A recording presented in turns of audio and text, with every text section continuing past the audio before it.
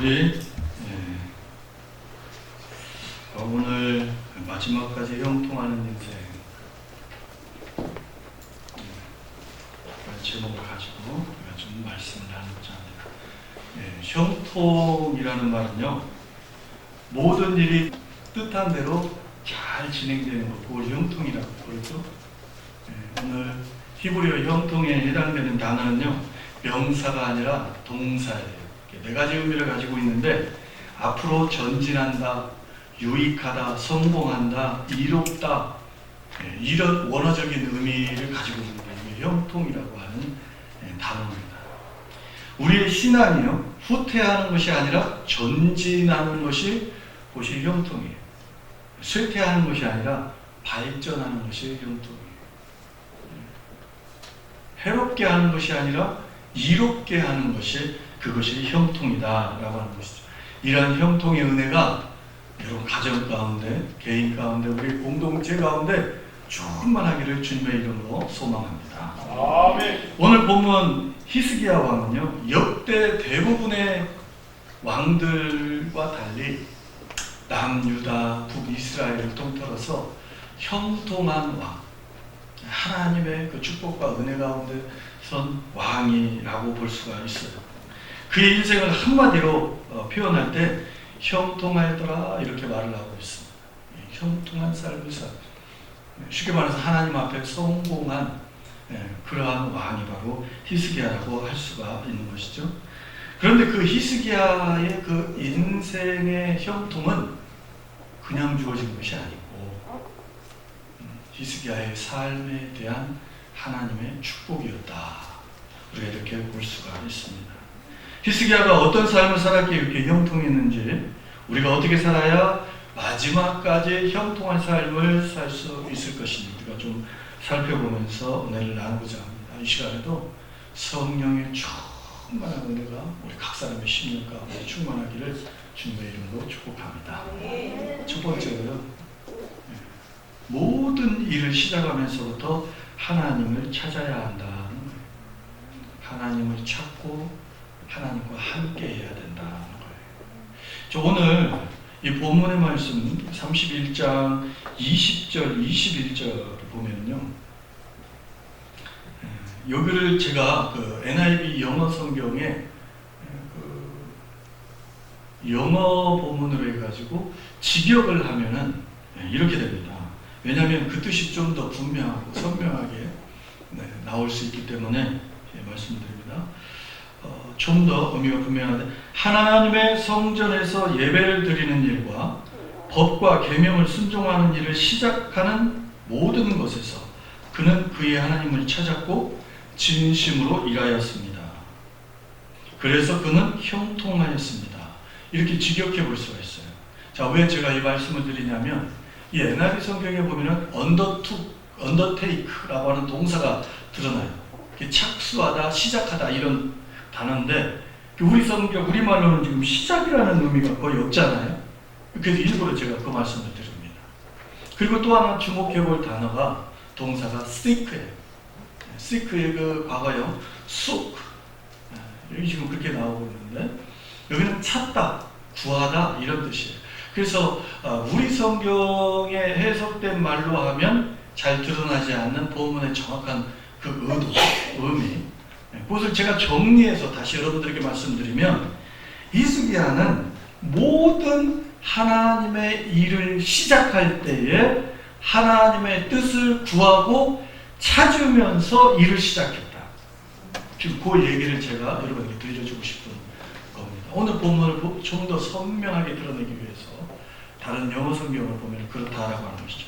사랑하는 성도 여러분, 히스기야는요, 무슨 일을 결정할 때, 특별히 하나님의 일을 할 때, 이게 거룩하고 복된 일을 할 때에 자기 독단으로 어떤 일을 결정하고 그 일을 하지 않고 하나님을 먼저 찾았어요. 하나님의 뜻을 먼저 구했어요. 그리고 하나님의 인도하심을 받아가면서 그 일을 수행했다는 거예요. 여러분, 히스기야는 왕입니다. 이 왕은요, 최고의 권력자예요. 자기 마음대로 할 수 있어요. 아마 그 밑에 참모들도 많이 있었을 거예요. 뭐가 전문가라고 하는 사람들도 있었겠죠. 그 분야에 아주 뛰어난. 그런데 그럼에도 불구하고 히스기야는요, 이 전문가라고 하는 사람을 찾기보다도 무슨 일을 할 때 가장 먼저 하나님을 찾았다는 거, 하나님의 뜻을 구했다는 겁니다. 그는 왕으로서 강력한 개혁을 단행하고 여호와 신앙을 세우는 일들을 수행하는 데 있어서 하나님을 먼저 찾았어요. 그리고 그 하나님과 함께 그 일을 시작했다는 거예요. 그래서 어쨌다는 거예요. 그래서 마지막까지 그의 인생이 형통한 인생을 살았다. 성공한 왕이 되었다. 그것을 오늘 우리 본문에서 이야기해주고 있다는 것이죠. 열왕기하 18장 7절에서는요, 여호와께서 그와 함께 하시네 그가 어디로 가든지 형통하였더라 이렇게 말씀하고 있어요. 히스기야는 누구보다도 그 무엇보다도 하나님의 뜻을 찾고 하나님의 얼굴을 구하고 하나님을 찾는 그 일에 가장 먼저 가장 앞장서서 그 일을 했다. 하나님을 찾으니 하나님이 그에게 응답해 주시고 그를 인도해 주시니 그의 삶이 형통할 수밖에 없었다. 고조 할아버지라고 할 수 있는 유다 10대 왕 우시야도 고조 할아버지의 히스기야의 형통한 삶을 살았어요. 성공한 왕이 될 수 있었어요. 그 이유가 무엇인가? 역대하 26장 5절에서는 하나님의 묵시를 밝게 하는 스가랴가 사는 날에 하나님을 찾았고 그가 여호와를 찾는 동안에는 하나님이 형통하게 하셨더라 이렇게 말을 하고 있습니다. 시작에서부터 중간에 내 힘으로 뭔가를 결정하고 막 하다가 힘드니까 어려우니까 아이고 이거 안 되겠다 하나님을 찾는 것, 물론 그것도 좋은 신앙입니다. 늦었지만 하나님을 찾는 거 괜찮아요. 그런데 우리가 뭔가를 시작하면서부터 출발하면서부터 처음부터 하나님의 뜻을 찾고 하나님의 얼굴을 구하고 그 일을 하나님과 함께 행한다면 그것이야말로 형통한 길을 가는 그런 비결이 될 수 있겠다라고 하는 것이죠. 그럼 실제로요, 히스기야가 왕이 됐을 때 맨 처음에 한 것이 무엇이냐? 역대하 29장 1절, 우리 앞에 있으니까 우리 한번 찾아봅시다. 본문 29장 1절입니다.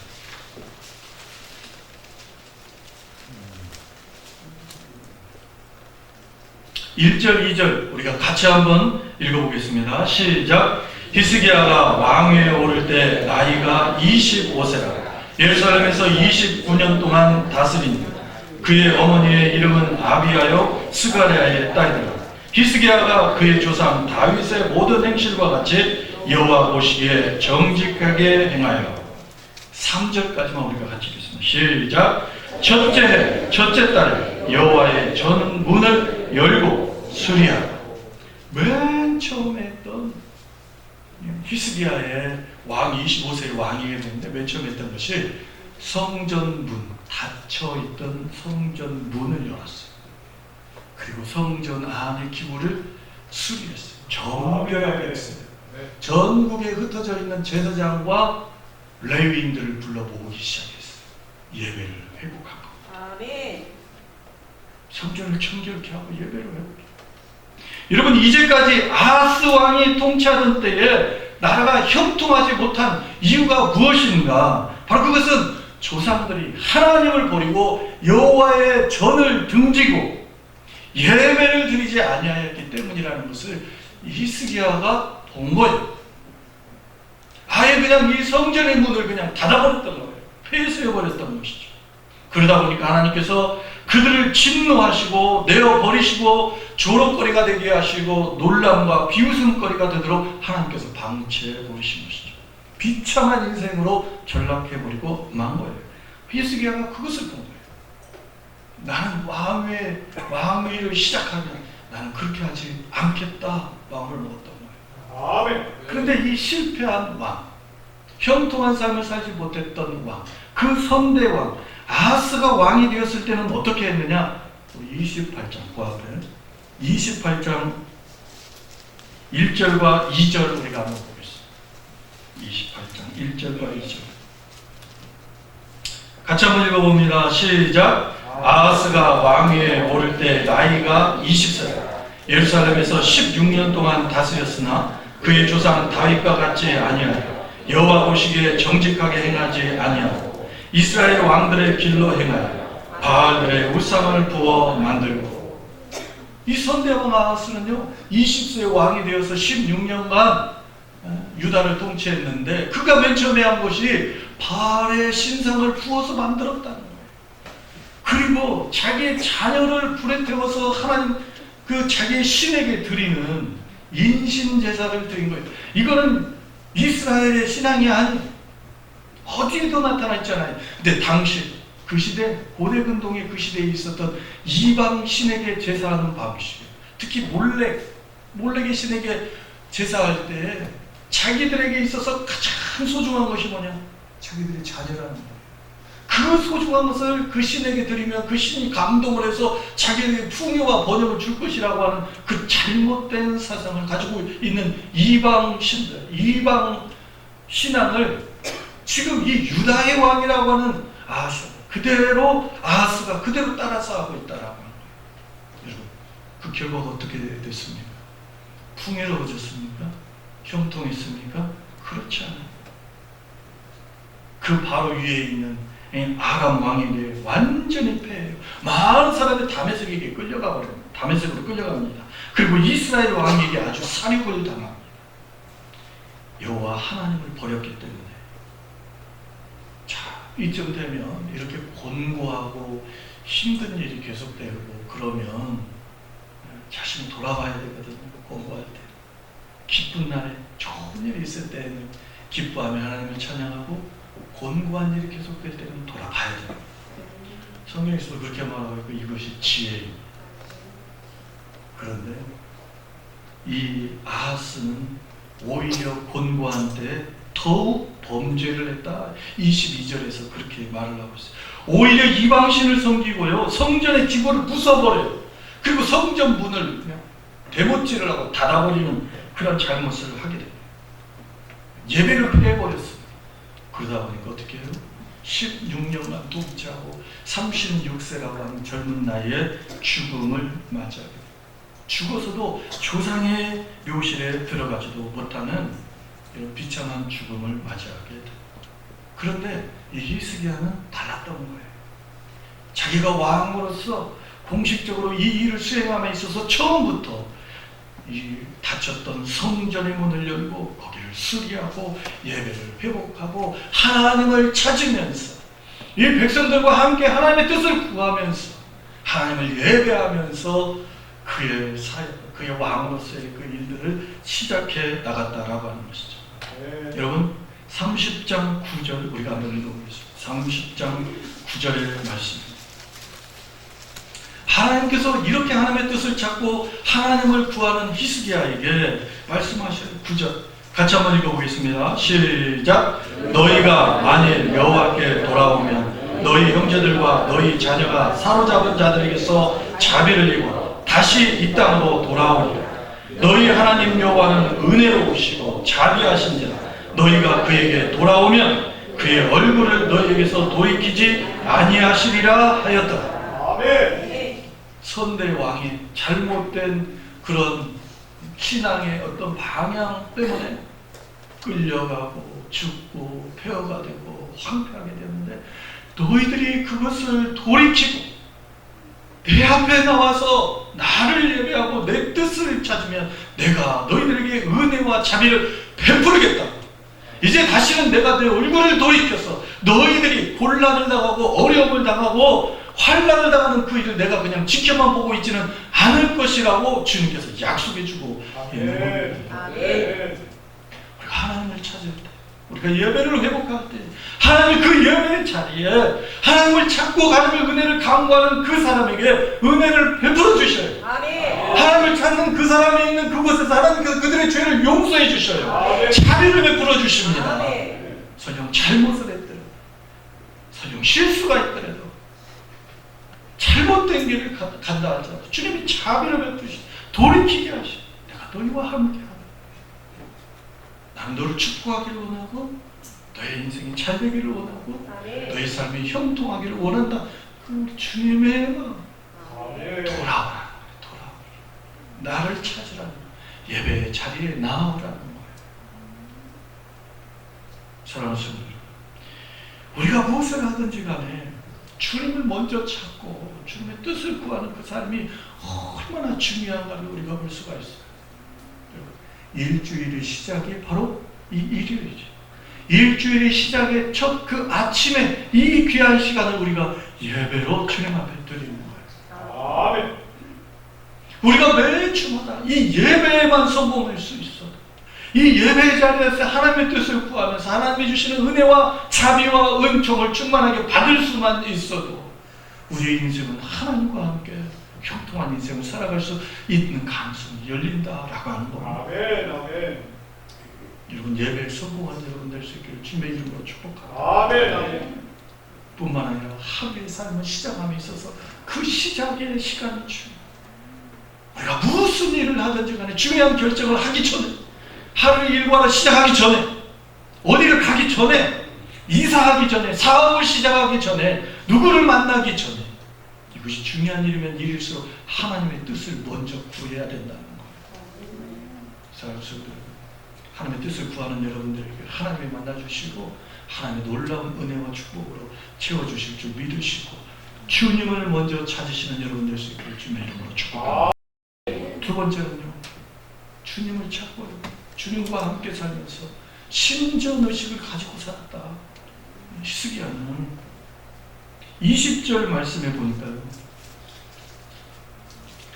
히스기야가 온 유다에 이같이 행하되 그의 하나님 여호와 보시기에, 그의 하나님 여호와 보시기에, 이 단어가요 히브리어 원어에 보면 리프네라고 하는 단어인데요, NIV 성경에 보면은 여기를 before로 나와요. before로 나오는데, before는 뭐뭐 앞에서 이런 뜻이에요. 여호와 하나님 보시기에, 이 말은 여호와 하나님 앞에서 선과 정의와 진실함을 행했다. 하나님 앞에서의 신앙. 내가 무엇을 하든지 어디에 있든지 하나님이 나와 함께 하시며 나를 보고 계신다.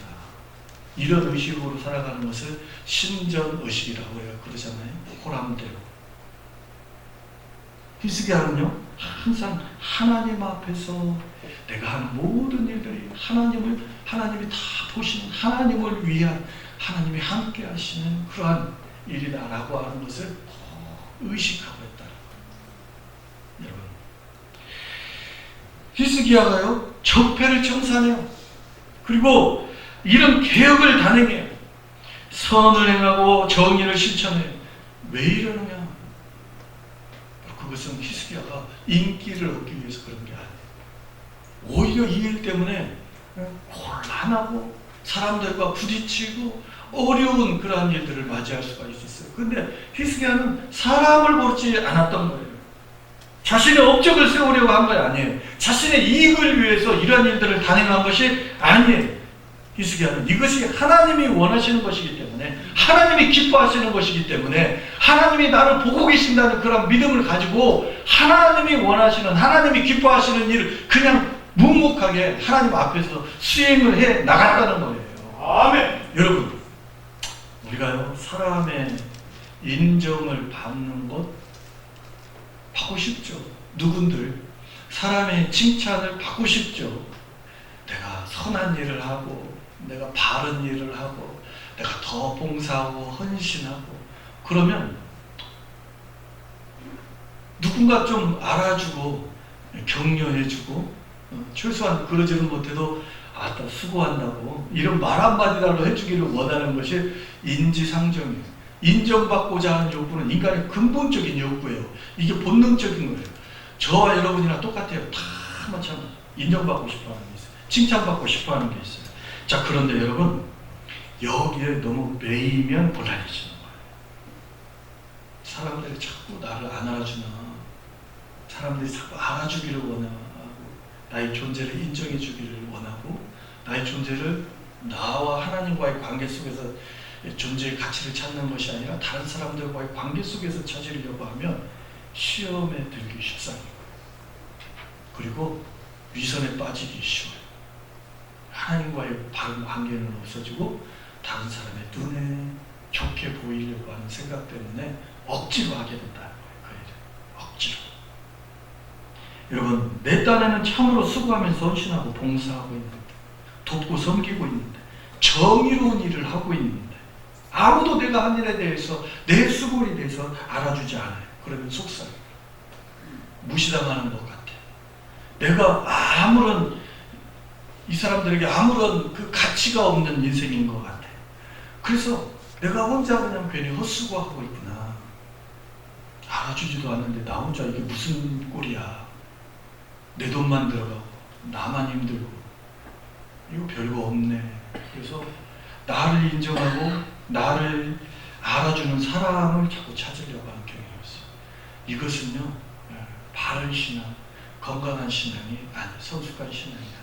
빨리 이것은 마음을 고쳐먹어야 돼. 내가 지금 하나님 앞에서 바르게 선하게 행하고 있다면, 하나님이 보시기에 합당한 그 수고와 합당한 헌신을 하고 있다면 하나님이 인정해 주시고 하나님이 안아주신다. 그 믿음으로 묵묵하게 그거면 된다. 그거면 된다. 이러한 믿음으로 해 나가는 것이죠. 아멘. 그러면 시험에 빠지거나 위선에 빠질 가능성이 적어들어요.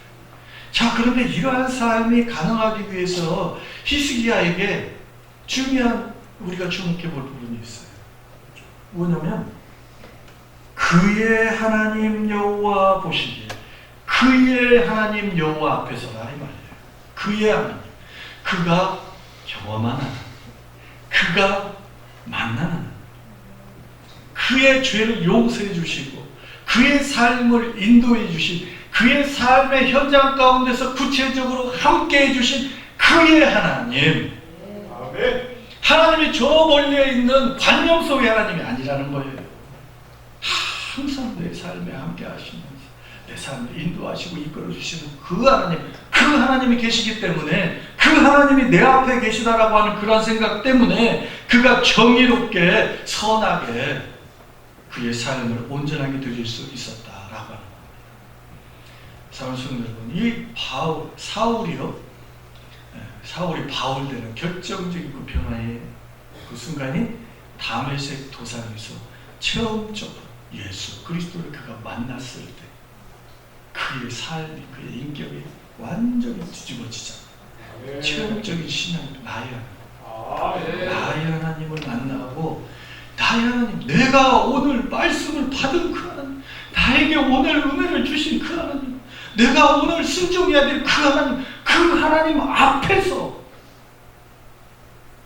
우리가 신실하게 정의롭게 그렇게 삶을 살아갈 수 있다는 것이죠.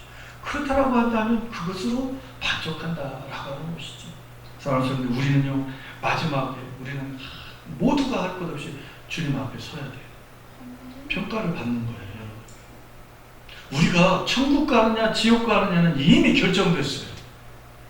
여기 계신 모든 분들 다 천국에 가게 되는 은혜가 이미 임한 줄로 믿습니다. 영접하는 자고 그 이름을 믿는 자들에게는 영생을 주셨어요. 구원을 주셨어요. 사망에서 생명으로 옮겼어요. 이미 끝났어요, 여러분. 내가 천국 갈까 지옥 갈까 그거에 가지고 헷갈릴 필요는 없어요. 그러나 여러분이 한 일에 대해서는 반드시 하나님 앞에서 평가를 받습니다. 아멘. 제가 한 일에 대해서도 반드시 평가를 받아야 돼요.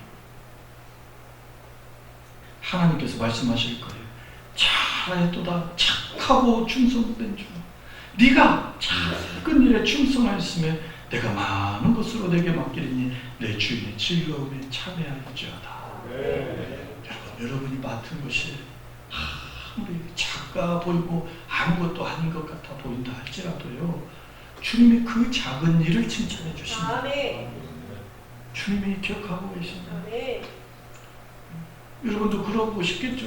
이 광주에 참 의리의리하게 번쩍번쩍 지어놓은 큰 교회에서 교회에 그냥 봉사할 사람도 많고 그냥 목사님 박사하게 그냥 아주 그냥 유창한 설교 말씀하시고, 내가 굳이 그 일을 감당하지 않아도 일할 사람들이 많아서 편안하게 신앙생활하면 좋겠다 이런 생각을 하실 수도 있겠죠. 그게 뭐 나쁜 것이니까 그것은 아니에요. 그 교회가 건강하고 좋은 교회라는 그런 마음도 들기는 하겠죠. 그러나 여러분, 하나님은 지극히 작은 거에 충성하면서 지극히 주님 앞에 헌신된 마음으로 그 충성하고 하나님의 뜻을 이루기 위해서 살아가는 그 삶을 하나님께서 오히려 더 기뻐 받으신다. 나를 위한 신앙이 아니라 하나님의 뜻을 이루는 신앙. 저는 그래요, 여러분.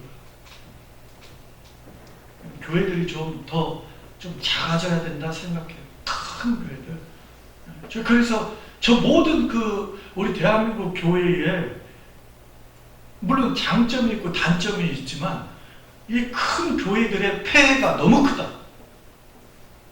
저는 그런 입장이에요. 너무 교회가 커지다 보니까 담임 목사님 성도들 이름도 몰라요. 그게 무슨 참된 목자라고 할 수 있겠는가. 영적인 아버지, 영적인 부모예요. 하나님의 세우신 목자예요. 그 양 한 사람 한 사람을 마음에 품고 그들을 위해서 기도하고 그들을 섬기고 그들을 양육하고 돌보고 그래야 되는데 그게 너무 아쉬운 부분이 있는 거예요. 여러분, 우리가 신전의식을 가지고 하나님 앞에서 지극히 작은 일에 누가 알아주든 알아주지 않든 끝까지 헌신하고 충성한 여러분 될 수 있기를 주님의 이름으로 축복합니다. 세 번째는요, 진실함으로 행해야 한다는 거예요. 진실함으로. 21절 우리 같이 한번 읽어봅니다. 21절입니다. 시작. 그가 행하는 모든 일, 곧 하나님의 전에 수종드는 일은 율법에나 계명에나 그의 하나님을 찾고, 여기에서 한 마음으로 행하여, 한 마음으로라고 하는 단어입니다. 바로 이것은 온 마음을 다했어. 온 마음을 들여서 이런 뜻이에요. 히스기야가요, 무슨 일을 시작하든지 하나님 전에서 수종드는 일을 하든지 율법을 행하고 계명을 지키는 자 무슨 일을 하든지 하나님의 뜻을 찾았을 뿐만 아니라 그것을 온 마음을 다했었다. 적당히 하지 않았어요. 100%, 120% 헌신하면서 그 일을 했다는 거예요. 그러다 보니까 하나님께서 도움을 입어서 형통한 자가 되었다는 것이죠. 여러분, 히스기야도요 항상 성공만 했느냐, 아무 문제가 없느냐, 그렇지 않아요. 한때 교만할 때가 있었어요. 히스기야. 여러분, 사네립과 랍사게가요 아수르 군대를 이끌고 예루살렘을 치러 왔습니다. 다른 성은 다 이미 점령이 된 상태예요. 46개 성이 다 점령돼서 이제 예루살렘 성만 점령되면 이제 끝나는 거예요. 얼마나 두렵겠어요. 바로 그 한순간에 이 히스기야가 하나님의 선지자 이사야에게 기도를 부탁해요. 그리고 히스기야도 하나님의 성전 앞에 들어가 가지고 기도해. 옷을 찢고 굵은 베옷을 입고 여호와의 전향에 납작 엎드려서 회개하면서 기도해요. 온 마음을 다해서 하나님을 찾고 하나님 앞에 기도했다라고 하는 것이죠. 그 결과가 어떻게 됐습니까? 그 밤에 여호와의 천사가, 여호와 하나님께서 천사를 보내서 아수르 진영을 완전히 초토화시켜버립니다.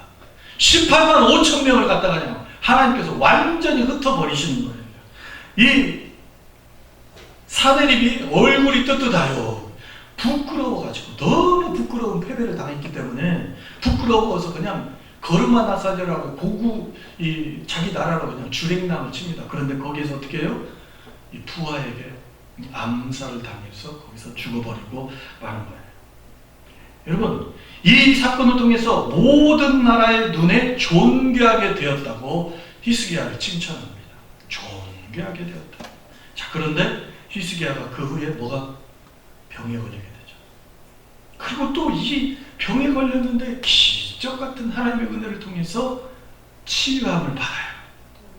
자, 얼마나 은혜 충만, 축복 충만, 감사 충만입니까? 아멘. 그런데요, 이 기적과 은혜 속에서 히스기야가 교만에 빠지고 말았어요.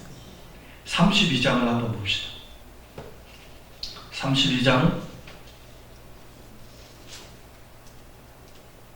25절입니다. 32장 25절.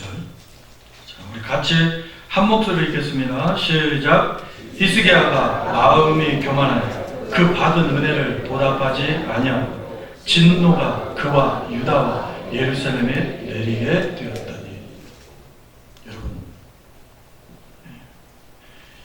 히스기야가 교만에 빠져버렸어요. 하나님의 진노가 임하게 되는 거예요. 여러분, 이렇게 승승장구하고 모든 일이 잘 될 때 우리가 조심해야 돼요. 아무 일이 없을 때 오히려 더 조심해야 돼요.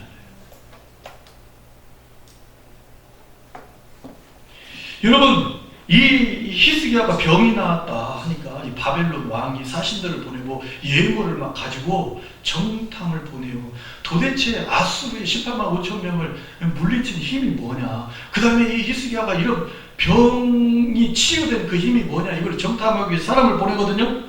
자, 그러면 히스기야는 누구를 자랑했어야 옳습니까? 하나님을 높이고 하나님을 자랑했어요. 그런데 그가 궁전에 보물과 무기물을 보여주면서 자기의 힘을 자랑했어요. 자기의 소유를 자랑했어요. 이것을 교만이라고 지금 말하고 있어요. 나를 의지하는 것, 내가 쌓아놓은 업적을 의지하는 것, 내가 가지고 있는 것을 의지하는 것, 이게 교만이라고 말하고 있어요. 지금까지 받은 은혜, 하나님의 베푸신 사랑, 그것은 잊어버리고 자기의 힘으로 여기까지 온 것처럼, 자기의 힘으로 이 전쟁에서 이긴 것처럼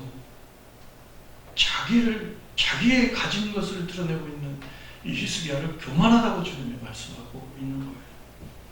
여러분, 우리는요 끝까지 겸손해야 돼요.